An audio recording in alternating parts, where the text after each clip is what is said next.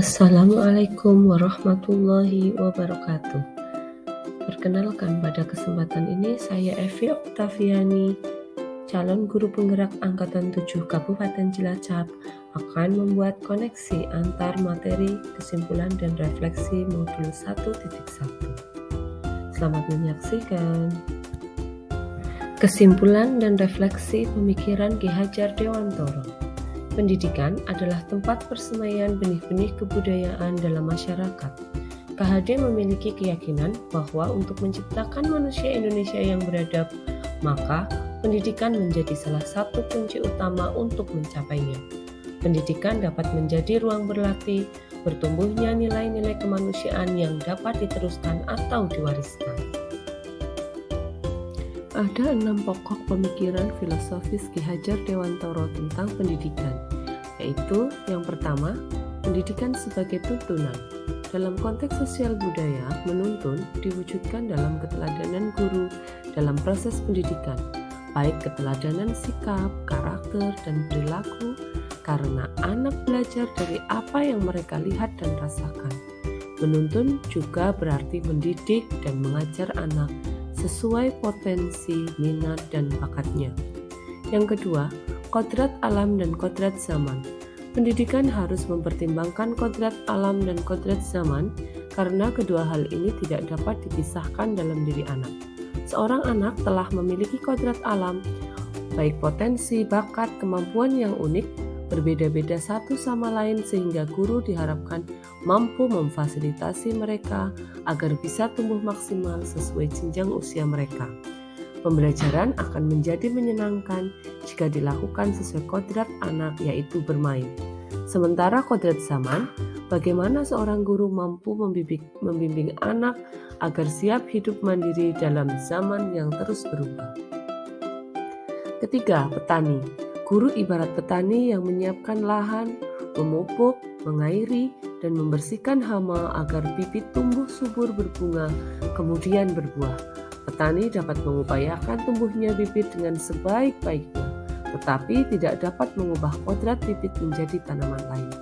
Demikian pula guru. Guru dapat mengupayakan bertumbuhnya potensi anak dengan sebaik-baiknya, tetapi tidak dapat mengubah kodrat anak. Keempat, prinsip bukan tabula rasa. Anak lahir bukan kertas kosong yang bisa diisi oleh orang dewasa sesuai kehendaknya. Anak sudah membawa garis-garis dan coretannya masing-masing. Tugas kita adalah menebalkan garis yang baik-baik dan membiarkan garis yang tidak baik agar tidak terlihat. Guru menuntun anak agar menampakkan potensinya menjadi nyata, sekaligus meminimalisasi sifat atau tabiat buruknya. Kelima, budi pekerti. Pendidikan itu adalah benih-benih budaya yang dapat mengantarkan murid pada budi pekerti, olah cipta, olah rasa, olah karsa, dan olahraga yang luhur. Dalam budaya Bali dikenal adanya Trihita Karana, yaitu hubungan yang harmonis antara manusia dengan Tuhan, harmonis antara sesama manusia, dan hubungan yang harmonis antara manusia dengan alam. Dan yang terakhir, berhamba pada anak. Ini berarti pendidikan yang mengutamakan anak, berpusat pada anak, dan memuliakan anak.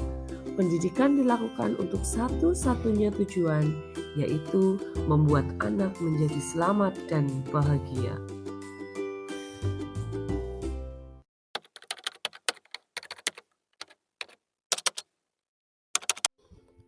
Sebelum mempelajari modul 1.1, saya berkeyakinan yang pertama, murid datang ke sekolah adalah untuk mempelajari ilmu pengetahuan.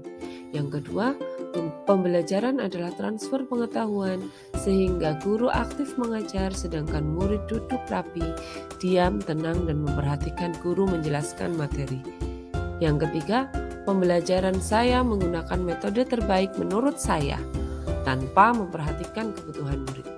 Yang keempat, pelaksanaan pembelajaran adalah wewenang saya. Jadi, di awal pembelajaran saya tidak membuat kesepakatan bersama murid. Yang kelima, hukuman membuat siswa saya menjadi lebih disiplin. Keenam, fokus pembelajaran saya adalah murid mampu mencapai nilai akademik yang memuaskan.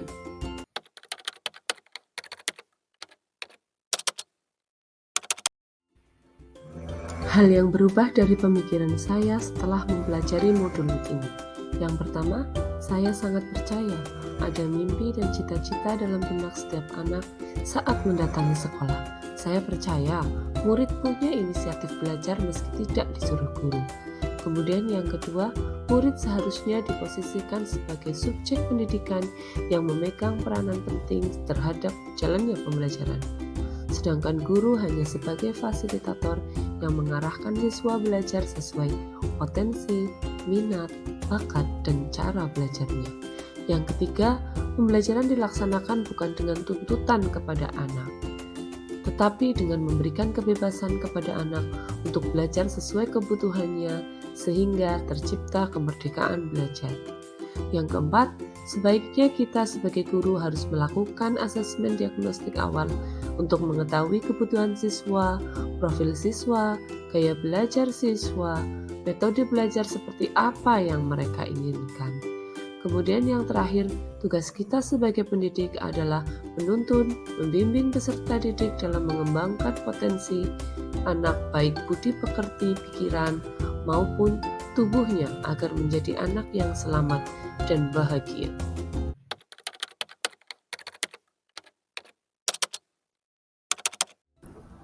Hal yang saya lakukan adalah pertama, tentunya dengan belajar melalui pendidikan guru penggerak ini. Kemudian yang kedua, meningkatkan karakter anak dengan pembiasaan seperti mengawali dan mengakhiri kegiatan pembelajaran dengan berdoa, saling menghargai pendapat ketika berdiskusi, memberikan kata-kata positif untuk teman sebangku atau sekelas, memberikan pujian, menyampaikan permohonan maaf jika melakukan kesalahan. Kemudian, untuk mengetahui karakteristik siswa, saya akan melaksanakan asesmen diagnosis awal untuk mengetahui potensi, minat, bakat, dan cara belajar murid. Dalam pembelajaran, saya berusaha akan lebih banyak memposisikan diri sebagai fasilitator yang mengarahkan anak mengembangkan potensi dirinya dengan memberikan berbagai sumber belajar dan cara belajar yang beragam. Demikian yang dapat saya sampaikan, kurang lebihnya saya mohon maaf.